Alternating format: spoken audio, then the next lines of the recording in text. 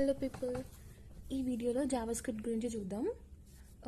నార్మల్గా మీకు programming languages అంటే తెలుసు కదా. ఏదైనా ఒక లాంగ్వేజ్ మనం కంప్యూటర్తో ఇంటరాక్ట్ అవ్వడానికి యూస్ చేసే లాంగ్వేజెస్ని ప్రోగ్రామింగ్ లాంగ్వేజెస్ అంటాం. జావా స్క్రిప్ట్ అనేది scripting language as well as programming language.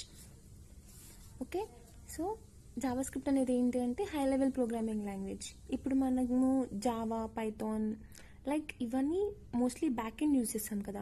Mostly కాదు, మొత్తానికే బ్యాక్ ఎండ్ యూజ్ చేస్తాం, server side. But JavaScript మాత్రం front end as well as server side, both sides మనం జావా స్క్రిప్ట్ని యూజ్ చేయొచ్చు అనమాట. దీన్ని యూజ్ చేసి మనం డైనమిక్ వెబ్సైట్స్ క్రియేట్ చేయొచ్చు. డైనమిక్ అంటే ఏంటి అంటే యూజర్ ఇన్పుట్. 2 టైప్స్ ఉంటాయి వెబ్సైట్స్లో, static input, static websites and dynamic websites.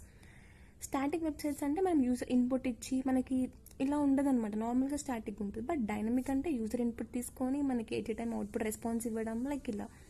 Java స్క్రిప్ట్ని మనం ఫ్రంట్ ఎండ్లో అయితేనేమో HTML, CSSతో పాటు యూస్ చేస్తాం. బట్ సర్వర్ సైడ్ అయితేనేమో నోట్.js అని ఏంటంటే ఒక ఎన్విరాన్మెంట్ అనమాట. జావా స్క్రిప్ట్ని రన్ చేయడానికి మనం యూస్ చేసే ఎన్విరాన్మెంటే నోట్.js ఎన్విరాన్మెంట్. దీన్ని ఇన్స్టాల్ చేసుకుని మనం సర్వర్ సైడ్ కూడా యూస్ చేయొచ్చు. జావా స్క్రిప్ట్ని బ్రెండన్ ఈచ్ అనే అతను డెవలప్ చేశాడు ఇన్ ద ఇయర్ 1995. ఫస్ట్లో జావా స్క్రిప్ట్ని లైవ్ స్క్రిప్ట్ అని నేమింగ్ ఇచ్చారనమాట in the year of 1995. Late it was called as Java script. So thank you for watching.